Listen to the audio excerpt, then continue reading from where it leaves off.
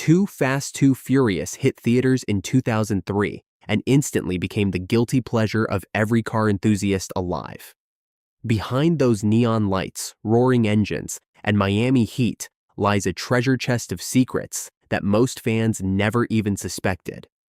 Today, we're diving deep into 18 strange facts that will completely change the way you see this film. From casting chaos to impossible stunts, recycled cars, and we've saved one jaw-dropping bonus at the very end that absolutely nobody talks about. So, speed up with me, because the list starts now. Number 1, the $25 million rejection. Let's start with the decision that shaped everything that followed. Before a single frame was shot, Vin Diesel was offered a jaw-dropping $25 million to return as Dominic Toretto. That's an insane payday for 2003. By comparison, the median U.S. household income that year was around $43,000. But here's where it gets interesting. Diesel read the script and walked away. He felt the sequel lacked the creative ambition of the original, comparing it to the lazy franchise cash grabs that littered the 80s and 90s. Years later, he admitted regretting that call entirely, saying he should have stayed and fought to make the film better rather than abandon it. His departure forced Universal to pivot hard. They rebuilt the character dynamic from scratch, shifting Brian O'Connor from supporting player to full leading man. That gamble launched Paul Walker into genuine stardom and pushed the franchise toward a broader ensemble model that would define it for the next 2 decades. One rejection, an entire universe redrawn. Number 2, the casting carousel for Tej Parker. Here's a casting story so chaotic it sounds invented. The role of Tej Parker, which Ludacris made legendary, went through an absurd gauntlet of candidates before landing where it did. Director John Singleton first wanted Ja Rule to return and expand his cameo from the original. Ja Rule was offered $500,000. That's 33 times what he earned for the first film. But according to Singleton, Ja Rule thought he was too big for the sequel and simply stopped returning calls. The role then moved to rapper Redman, who had to drop out because of scheduling conflicts with his TV show, Method Man and Red. Even 50 Cent auditioned for the part during his meteoric rise to fame. But then, Ludacris walked in, crushed the audition so thoroughly that Singleton knew in the room. That single casting decision gave us one of the franchise's most beloved characters, a cultural anchor across 8 installments, and the unforgettable anthem, Act a Fool. 3 rejections led to the right man. If you are enjoying this, take 2 seconds and leave a like. Subscribe if you want more videos like this. That support really motivates my work and helps a lot with bringing more content. Number 3, the first legal Skyline in America. The Nissan Skyline R34 GTR that Brian O'Connor drives in the film wasn't just any car from a prop warehouse. It was the personal vehicle of Craig Lieberman, the film's technical advisor, and it happened to be the very first federally legalized R34 GTR in the entire United States. Lieberman purchased it in 2001 for $78,000 before the sequel was even officially greenlit. When Too Fast, Too Furious got the go-ahead, he suggested using his own car. Universal agreed and paid him a rental fee. But here's the kicker that the internet has gotten wrong for years. Paul Walker never actually owned this specific vehicle. Walker did own other Skylines. He was a genuine JDM enthusiast. But the iconic movie car belonged to Lieberman the entire time.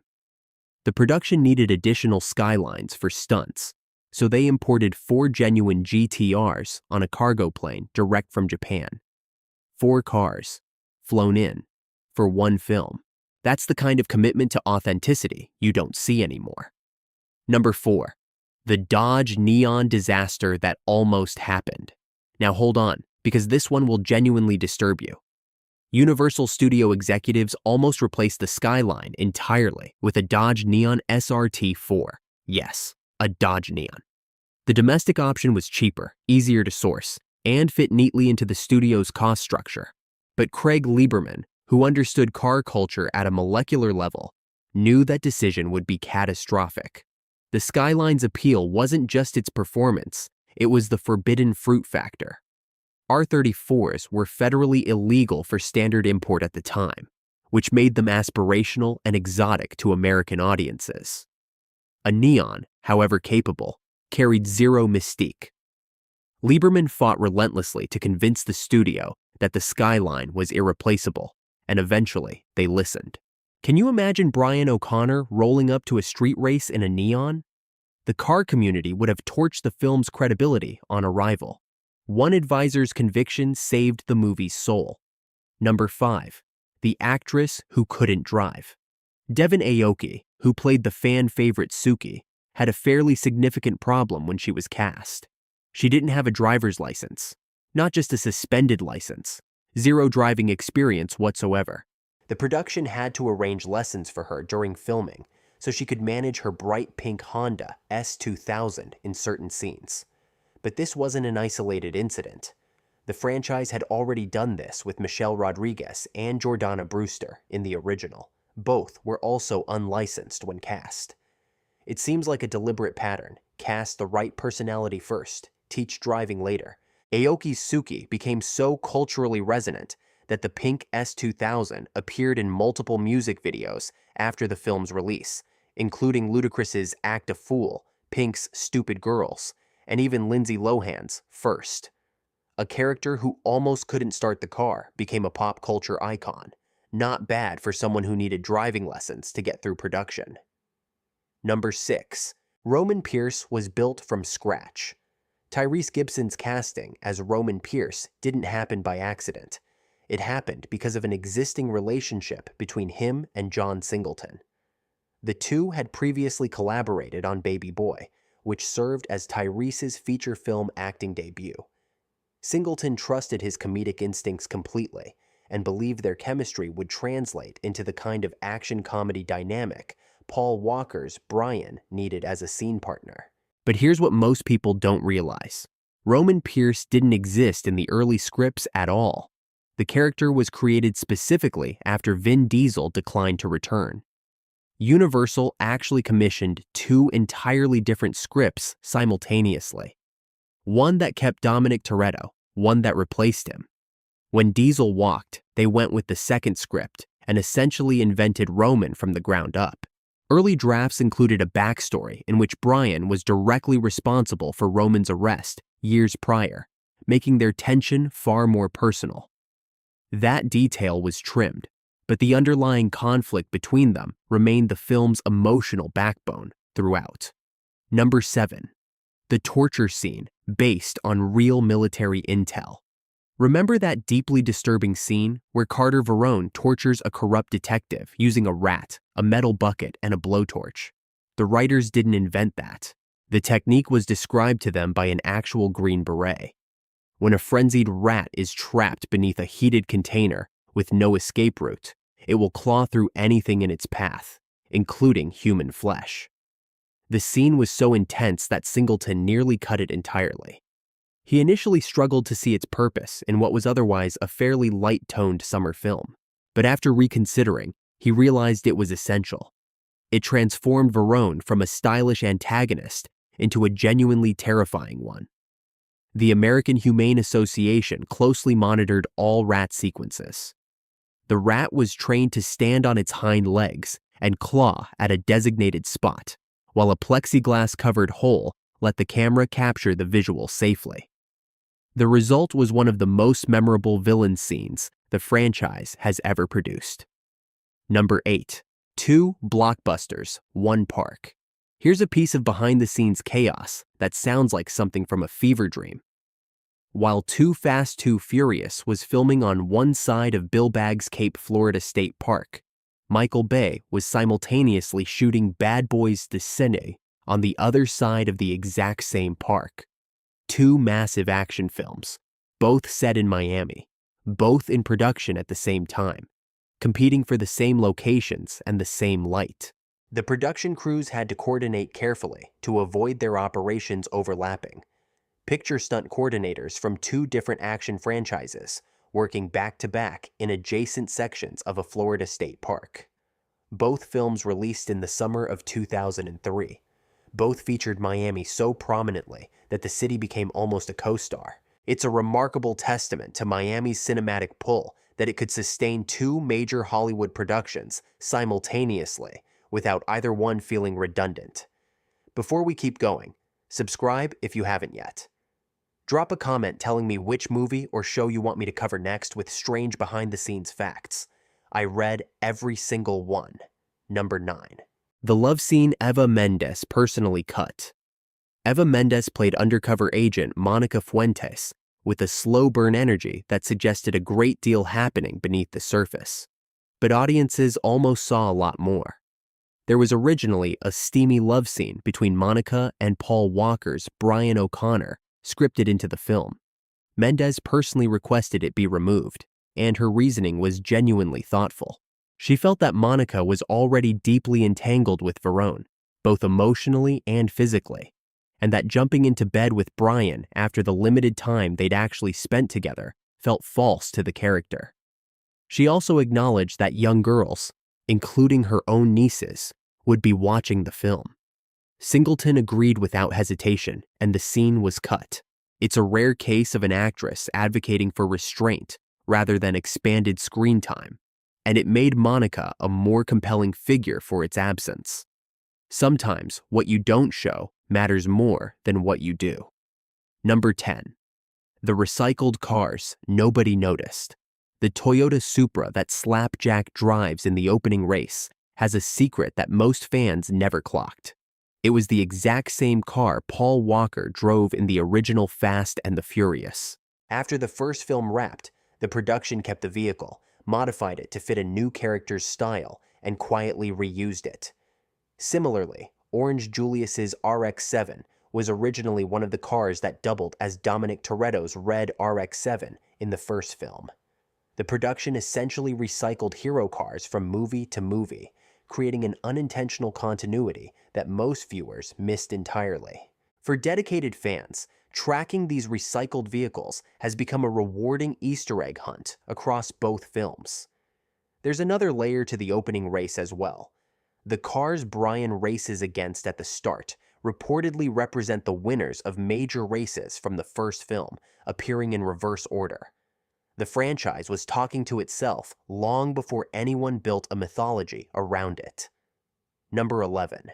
The boat jump filmed in one take. The climactic sequence where Brian crashes the Yenko Camaro onto Carter Verone's yacht took 3 full months to plan, not 3 weeks. 3 months of calculations, set construction, rigging configurations, and engineers working out exactly how to launch an automobile through the air and onto a moving boat without killing anyone.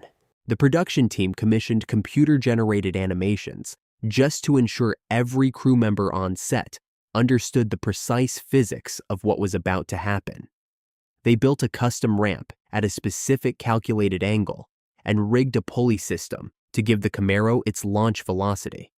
Singleton expected to need multiple takes to get it right, but on the very first attempt, the stunt team nailed it perfectly.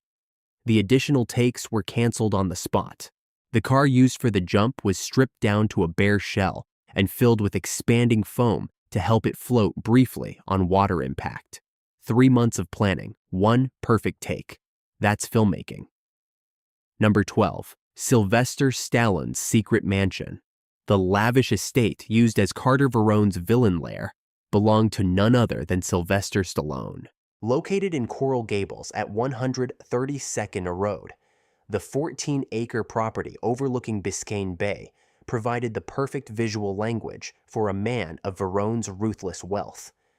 Built in 1971, the estate sits alongside the famous Villa Vizcaya, which itself appeared in Ace Ventura, Pet Detective, meaning that stretch of Biscayne Bay is basically a landmark in action comedy history. Cole Hauser, who played Verone, had previously worked with Singleton on Higher Learning, and that prior creative relationship gave their collaboration a natural shorthand.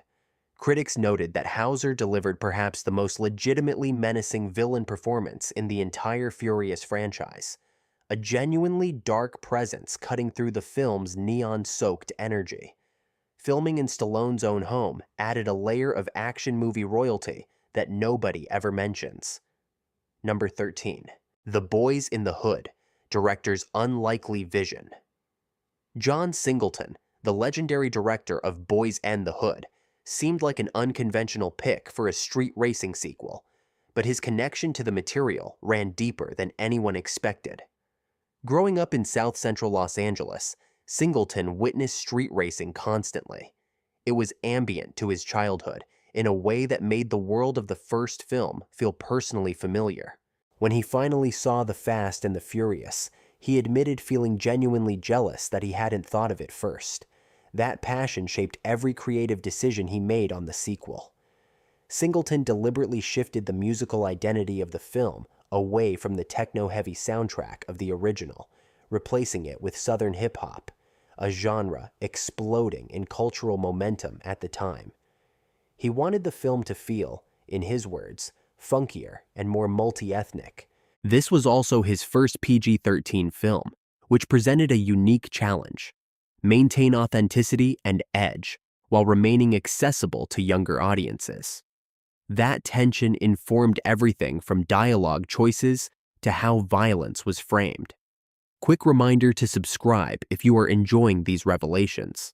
And tell me in the comments, do you know any strange fact about this movie that I didn't mention? Let's build the list together. Number 14. Paul Walker's real driving passion. Paul Walker wasn't performing enthusiasm for cars. It was genuine. He was a true automotive enthusiast who performed many of his own driving stunts throughout the film, and the production let him because they knew it showed on screen. When Brian wins the opening race and power slides toward the crowd, that's actually Walker behind the wheel, not a stunt double. Craig Lieberman specifically noted that Walker was the only principal cast member from the original who was genuinely knowledgeable about cars at a technical level. Michelle Rodriguez and Jordana Brewster didn't even have licenses. Vin Diesel's taste ran toward muscle cars rather than the JDM tuner culture that defined these films. Walker embraced that culture completely. He understood the modifications, the community, and the lifestyle in ways that made his performance feel lived in rather than researched. Through these films, he became a genuine ambassador for JDM culture in America. The authenticity you feel watching him drive isn't acting, it's just him. Number 15. Beating Finding Nemo at the box office. The film's opening weekend was a genuine statement. Too Fast, Too Furious earned $52.1 million and dethroned Finding Nemo from the top spot at the box office. A film that had dominated for weeks and would go on to be one of the most beloved animated movies ever made. This happened despite losing Vin Diesel, which many industry analysts predicted would tank the sequel's commercial prospects entirely. Instead, the film became the fourth highest June opening weekend at that point in Hollywood history, trailing only Batman Forever, Scooby-Doo, and Austin Powers, The Spy Who Shagged Me. It broke records for both John Singleton, becoming his highest opening film ever, and producer Neil Moritz, surpassing his previous hit XXX. The total worldwide gross reached $236 million against a $76 million budget, a return that silenced every skeptic. The audience was invested in the world, not just in one star. That lesson would shape how Universal built the franchise going forward. Number 16. The muscle cars built from shells. The 9 Camaros and 6 Challengers that appear throughout the film weren't museum-quality originals pulled from private collections. They were purchased in terrible condition. Some were essentially bare metal shells when the production acquired them. Building convincing Yenko Camaros and Hemi Challengers from scratch was necessary because genuine examples are extraordinarily rare and expensive.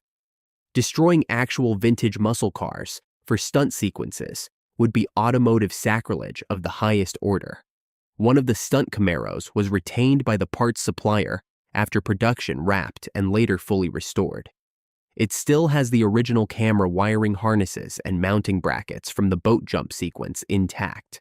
The car was eventually sold at Barrett-Jackson auction, accompanied by a certificate of authenticity, an original production script signed by the cast, and an autographed photo of Paul Walker and Tyrese Gibson.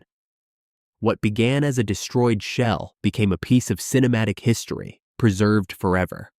Number 17. Andre 3000's nervous audition. Andre 3000 from Outkast actually auditioned for the role that eventually went to Ludacris. Years later, he was refreshingly candid about what happened in that room. He described feeling overwhelmed by nerves and said plainly that he wouldn't have hired himself if he'd watched the audition tape back. He joked that if he ever did join the franchise, it should be called Flute and Furious, a nod to his pivot toward classical instrumentation in recent years. The Tej Parker role traveled through an extraordinary gauntlet before landing on the right person. Ja Rule turned it down out of ego. Redman dropped out for scheduling reasons. 50 Cent auditioned during his commercial peak. Andre 3000 froze under the pressure, and then Ludacris walked in and made it look effortless. Sometimes the best casting decisions only reveal themselves after a long series of near misses. Ludacris has now appeared in 8 franchise installments. The role almost belonged to someone else entirely, at least 5 different times, almost at the end, and the best is still coming. Subscribe so you don't miss what's next, and drop your city or country in the comments. I want to see how far this video is reaching. Number 18. The producer's hidden cameo. Producer Neil Moritz actually appears on screen in the film, playing one of the swerving police officers during a chase sequence. It's blink and you'll miss it, but he's genuinely there. Moritz was the driving force behind getting the sequel made after the first film's massive commercial success, and his investment in the project extended all the way to putting himself in front of the camera. On the technical side, so much neon lighting was used throughout production that a specialist whose entire expertise was shooting neon on film was kept on set at all times. The visual signature of neon-lit vehicles against Miami's nightscape became the film's defining aesthetic, something that differentiated it sharply from the original's Los Angeles setting and gave audiences a fresh visual world to inhabit. Every car interior glowed with custom lighting rigs designed specifically for the camera. The result was a film that looked unlike anything else in theaters that summer. Bonus. The villain reunion that never happened. And now for the bonus I've been teasing since the very first minute. This one is genuinely wild, and almost nobody talks about it. The original ending planned for Furious 7 included a post-credit scene that would have brought Carter Verone back, not just him either. The sequence featured a full villainous ensemble assembled by Cypher, consisting of Johnny Tran, Carter Verone, Arturo Braga, Zizi, and Deckard Shaw, all joining forces with one purpose: hunting down Dominic Toretto and Brian O'Connor. Think about that reunion. Roman and Brian confronting Verone again after more than a decade. Cole Hauser reprising the role. The entire emotional thread of Too Fast, Too Furious pulling back into the present. The storyline was designed to close the loop on the franchise's earliest chapters while launching something entirely new. But the scene was completely rewritten following Paul Walker's tragic death in November 2013. The planned villain alliance was abandoned. Johnny Tran and Zizi were already dead within the franchise's own timeline anyway. But somewhere in an alternate version of this universe, that confrontation actually existed. What could have been remains one of the franchise's most fascinating roads not taken. And those were 18 strange facts about Too Fast, Too Furious. This film gets dismissed too often as a lightweight sequel, a sun-soaked placeholder between the original and Tokyo Drift. But the truth is, it planted seeds that grew into a multi-billion-dollar global franchise, introduced characters who'd be essential for the next 20 years, and captured a specific moment in American car culture that no other film has ever quite replicated. If you made it this far, leave a like, subscribe, and comment which fact surprised you the most. And don't forget to suggest another movie that deserves a list of strange facts. See you in the next video.